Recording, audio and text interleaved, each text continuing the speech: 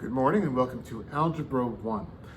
Today we're going to talk about relations and functions. This is a new unit, so you might want to take some notes. I'll try to keep it as brief as I can. First thing is, what is a relation? In general, a relation is any coordinate or set of coordinates. Okay, so what it really does is it relates x to y. So here's a coordinate, 1, 3. What that means that when x is 1, y equals 3, and that's their relationship. So a relation is the relationship between the x coordinate and the y coordinate. So far, so good. I could either use just the one point or I could list a couple of points. It doesn't matter, but a relation can be seen as a set of coordinates. So far, so good. Let's show other ways in which a relation can be seen. So definitely a coordinate. And again, here's just an example of a list of coordinates.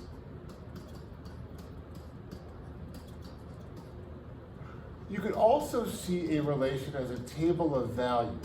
So I'm going to give you a very simple XY table. And I'm going to use these coordinates. See these three coordinates?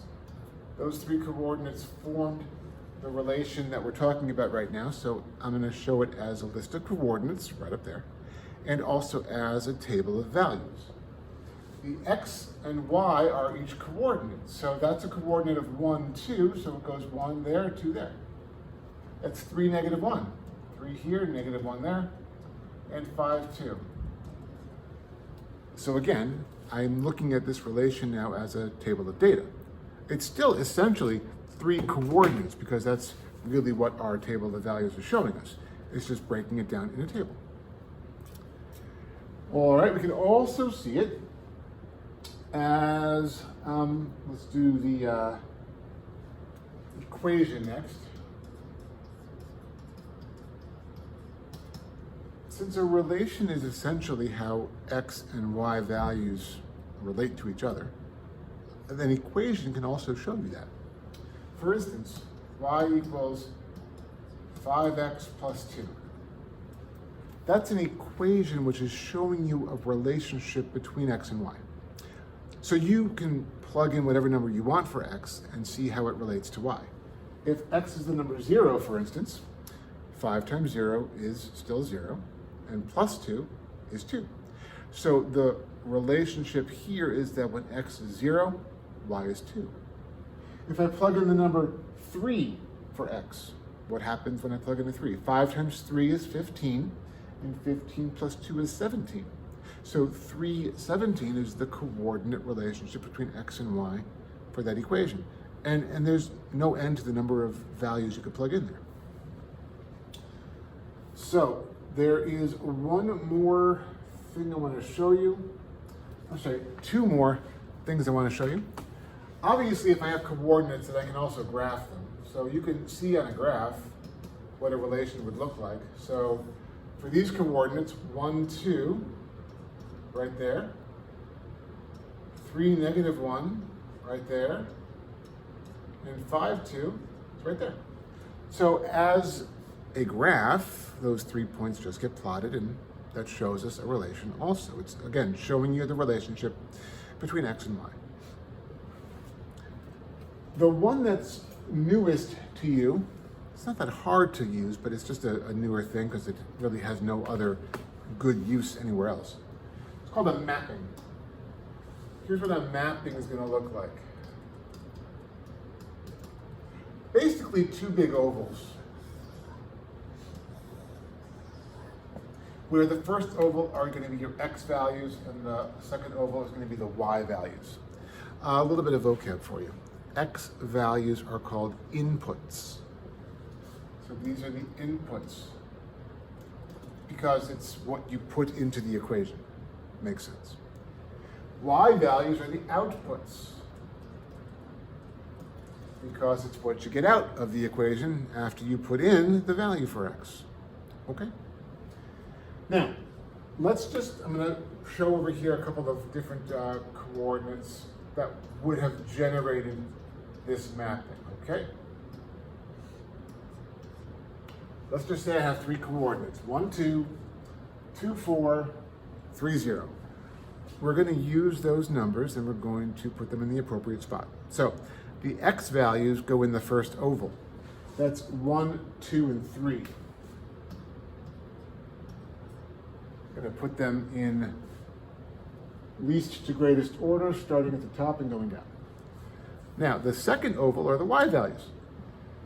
They are the numbers 2, 4, and 0, but I want to put them again in the right numerical order. So it's 0, 2, and 4. It's okay if they don't line up to their own partner, because you're actually going to show what their partners are with arrows. The 1 has an output of 2. So you can just draw an arrow from 1 to 2. The arrowhead points at the 2 because it's the output when you plugged in the 1. The 2 points to the 4. Again, because the 4 is the output for the input of 2. And the 3 points to the 0. It crosses over the other lines, that's okay. Points to the 0. Okay? So far, we know what relations mean, and we know the ways in which we are going to look at relations. Now, there's something special where there is a special kind of relation called a function. And the function is basically a relation with one very simple rule. So, what is a function? A function is a relation in which every input, those are the x values, has only one output. Those are the y values. What that means is, if I go to a graph and I look for an x value of 5, I better only see one point on that x value of 5 that shows me what y would be. Functions only have one output for each input. So as an example, on looking at coordinates first, if I give you the coordinates 2, -1, 3, -1, that's not where that parenthesis goes, 4, 6. The question is this relation a function? And the answer is yes, if every input, every x, has only one output, only one y. So I'm just going to write this down so that you can more easily see. My x values are 2, and 3, and 4. And a 2 has an output of -1. Only one output, so that's fine. The 3 has an output of -1 also. They have the same output, but that's okay because there's only one output for a 3. It turns out it's the number -1. And a 4 has an output of 6. Well, this is a function because every input was, first of all, unique. It didn't repeat itself, the inputs. And it only had one output each time. If I add a coordinate to this list, let's say it's the coordinate 2, 7. Now I have a problem because that coordinate's x value, 2, was already used in this relation. And when I used it, I had an output of -1. But with this new coordinate, an input of 2 gets me an output of 7. Well, that's the same input, 2, with 2 different outputs. That's no good. So that's not a function. So you could tell from a list of coordinates whether or not it's a function based upon whether the input, the x, has more than one output. Okay, The same is true for a table of values. It's the same thing for a table of values. Let's say 1, 2, 3, and then another 3. Why not? And then 6, 7, -1, and another -1. The inputs 1, 2, 3, and 3. Well, I am getting a repeating input, which might be a problem. What I noticed though is that both times the input was 3, the output was -1. So it's actually not an issue because it had the same output for the same input. It only has one output. When I plug in a 3, I get out a -1, even if I do it more than one time. That wouldn't be an issue. But this would. Because the third time I saw a 3 as an input, it got a different output, and that's not okay. Every time I see the same number as an input, I better see the same number as an output. Otherwise, my relation is not a function. Again, functions give one answer for each x, and that's why they're special. Relations can have more than one, but functions can't. Okay? What about a graph? Remember that if every x can only have one y, it's going to graph in a very particular way. Every x value can only have one y value. So I'm going to just draw first a quick line. And the question is it a function? Well, if every x value, every place on x, only has one place on y where that graph exists, then yeah, it's a function. So when x is -3, y is 0. When x is 0, y is 2. When x is 1, y is 2.5. When x is -2, y is 1. There's only one place on that line. Every time there's an x, there's only one y. That's a function. Lines, except for vertical lines, are functions. Why is a vertical line a problem?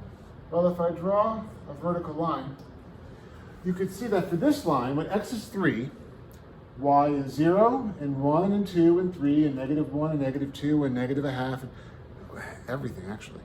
So the input for this red line, input of 3, has an infinite number of outputs. Vertical lines are not functions. Every other line is. Horizontal lines are fine, diagonal lines are fine, just not vertical. Now, what about a circle, or a triangle, or a square, or a squiggle like this one? Well, here's the deal. Any closed figure, a geometric figure, is not a function. And there's a good reason. Again, take a look. When x is, let's say, 2, I have a y value here and there. It's not a function. When x is -2, I have a y value here and there. It's not a function. Or here and there, it's not a function. Or here and there, it's not a function. What we're really doing is, it's called the vertical line test. We want to see if I can put a vertical line anywhere and hit the graph more than once, it's not a function. We'll talk more about that as we go. The last thing is the mapping. So here's an example of a mapping. Again, just put some numbers there. I have one output, I have one output, I have one output. This is a function because every input only has one arrow going to an output from it. So one arrow goes to an output, one arrow goes to an output. That's a function, but if I draw another arrow like this, now it's not a function because the red arrow is now joining the black arrow from 2. The number 2 has 2 different outputs, 4 and 5. It's no longer a function. Again, the key rule of a function is that every input has only one output. So here's the task at hand. I want you to start working on IXL, task Q.4, and get to at least 85%. All it is identifying whether what they're showing you is a function or not. So if you use the rules I just went over, you should be fine. If you jot the rules down, watch the video, fast forward, rewind, whatever you have to do, take some notes, it'll make it a lot easier. If you have any questions, please send me an email, let me know. Otherwise, have a great day, have a great weekend, and happy Halloween.